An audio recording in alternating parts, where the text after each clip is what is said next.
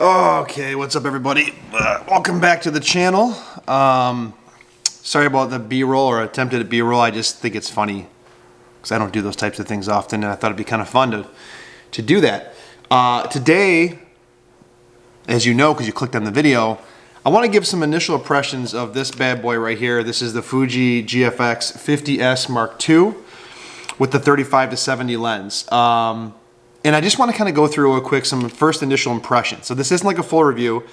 And this is just, I played with it for about, what, 5-6 days now. So just understand it's not a full thing. And I want to give some impressions as to what my thoughts are about this camera at this point. And so I will start with the dislikes. All right, dislike number one. Now, if you're watching this, you might criticize me for this because for what it is, it's not really a problem. It's actually really good, but for comparatively, it's a problem. So it's the size and the heft of the camera. Okay, this is one of the dislikes. And I say that a little tongue-in-cheek because for medium format, this is actually fairly small, especially with this 35-70 lens on it. It's very small. But if you compare it to what you can get in full frame, you can get something as small as an A7C, or even some of the biggest full frame DSLRs like whatever's out now, Canon R3 or Nikon Z9. It's probably on par with those, okay? But it's big and it's heavy. And as part of that, the lens options make it really big and heavy as well. Now this 35-70, like I said, is small. It's not a very fast lens. It's f4.5 on the wide to f5.6 on the long end. But if you get some of the other lenses like the 100-200 or the 80 f1.7, those are big lenses. So this thing is not really this like super portable option. So yeah, if you're into light, compact, and you want to carry it with you every day, you can. I just don't know if it's the right camera for that. Dislike number two is the slow focus. And maybe I'll show some B-roll of this over top if I get to doing it. But this is a contrast-based only autofocus system. I found that it's actually very accurate. Not for continuous focus, and I'll talk about that in a second. But it's very accurate, but it's not fast. It's almost, you can feel the motors moving the heavy glass in here when you start using it. And so it just takes a second. If you got kids running around or you're doing any kind of sporting event, it's not meant for that. Again, nobody claimed it was, but it's certainly not meant for that. And as part of that, continuous autofocus. Now, I have to do more testing. I haven't done a lot. If and when it grabs focus, it's just, okay, Lumix, Panasonic uses DFD, which is contrast autofocus. Now, people rip on it, but in reality, for photos and stills, it's pretty good. This is not that good. Okay, DFD autofocus, contrast-based from Panasonic, in my opinion, is better. I think I've watched some videos from like Benj Heish and those guys that said, hey, listen, I'm actually faster manually focusing my Leicas than I am these cameras right here. And I could see that being the case. You might get a couple shots in a continuous autofocus tracking mode. It's not terrible. I mean, it's just not what you'd expect from any other camera that shoots higher and fast. So this is a low and slow focusing type of device. And for what I bought it for, which is mostly landscapes, which is something I intend to do this summer, in the spring, and for portraits, it works for that. But do not buy this expecting to shoot your kids' sports. That's all. One thing I don't like, now this is a problem. This thing can focus right here. I don't know if it will or not. There we go. All right, this right here is the shutter button. And this shutter button right here is kind of like what my understanding, I tap the exposure button on that. All right, so my understanding is that this button right here is like the XH1 style. Now, I've never shot the XH1, so I don't know. And this is, to me, a very mushy feeling shutter button.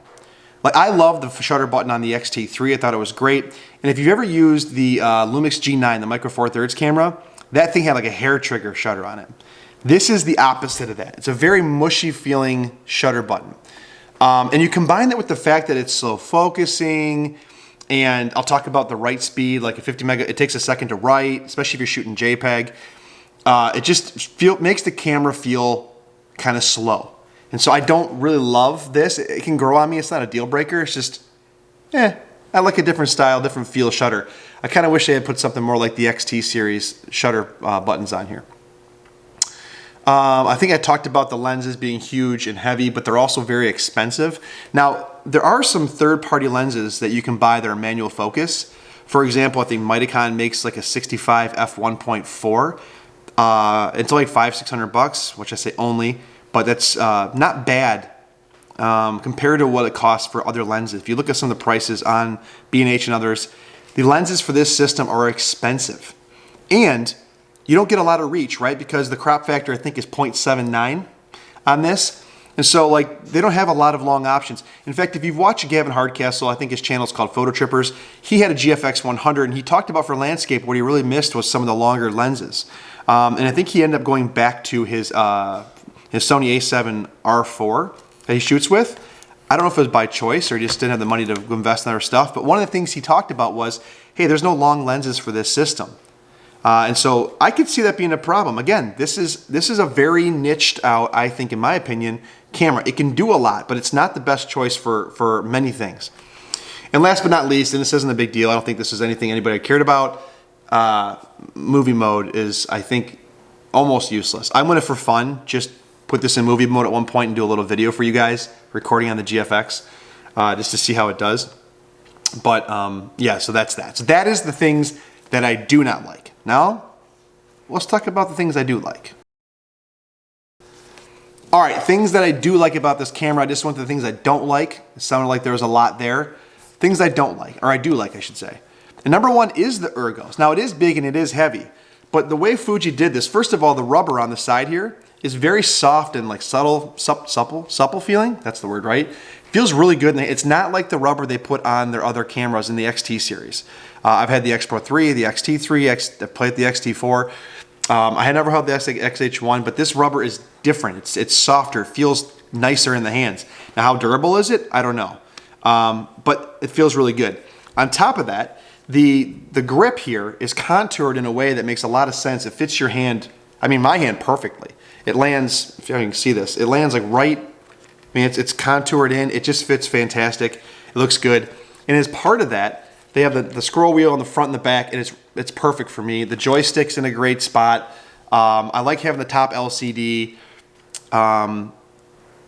Ergonomically, it's fantastic. I programmed these two buttons up here to do different things. I think one of them's white balance, and another one might be like film simulations, which I'm probably the only guy shooting film simulations on a medium format camera, let's be honest.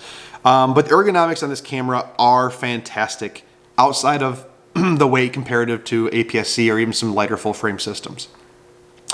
As part of that, the build quality. You know, I thought when them going to a cheaper body, and I've never held the GFX 100, I've never held the GFX 50S, the original one, or even the 50R for that matter. But the build quality on this is really good. All the buttons are really nice and tactile and clicky. Everything's where it's supposed to be. Everything's a nice tight finish. Just you know, metal body, you can feel it through the paint. I like black paint, by the way, over the Dura finishes that Fuji does. The build quality is fantastic, so no problem there whatsoever. So yeah, I think it's good from that perspective. Next item is the top screen. I mentioned it a minute ago. I like the top screen. I've had top screens in other cameras. I think a Lumix G9 had it. I had a Nikon, was the D780 that had it? I've had some other cameras that have it. I like it. Now this in particular, and I'll show you guys hopefully some B-roll here, you can change this. And it does a couple things. I have it set up right now to show me some of the exposure settings, if you guys can see that right there. But if you cycle through, oh, I changed it, didn't I? I did change it. But you can cycle through, I was messing with custom buttons, I changed it. But you can cycle through to have it look like the two top wheels, what you would typically have on a Fuji camera. And then you can also have it to have a histogram, which is, I think, interesting because if you don't want the histogram clumping up your screen and you want it on top, that's not a bad thing either. So I think this top LCD is a cool thing. I like it, I'm a big fan. Next item I like a lot is the fact that it is just standard SD cards.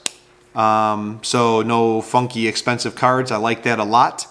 And I talked about lenses being really expensive, but there are some good options out there if you treat this camera like it's intended to be kind of a low and slow camera. And so like I said, you can buy some of the third-party options. Are they as good as the Fuji offering? No, definitely not, but you can get some cheaper options. The Fuji offerings, from what I've seen in reviews, and even from this being like their cheap kit lens, Their glass is fantastic for the GF system. I don't think they hold back at all whatsoever. But I've also seen some videos, people adapting M lenses and adapting some old like medium format film lenses to this system and getting fantastic results. And one of the things that people talk about is that shallow depth of field. You get this like really interesting depth of field look if you start playing with shallower lenses from what I've seen. And I'm going to dabble in that a little bit, and for future videos I'll talk about it. But I think it has to do with the fact that because you have a negative crop factor, if you will, from a full frame, it's like this. It's the look that I think is the one thing about full frame and medium format now is hard to reproduce, is that like wide and shallow look. So I think that looks really, really cool. And then the last thing is image quality. Now, this being a first impressions video, I have not played around with raw files too much.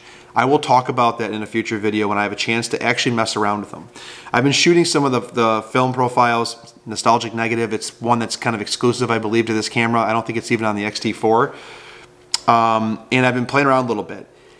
The tonality and fall off is fantastic. I'll put some photos up at the end to show you guys just a few.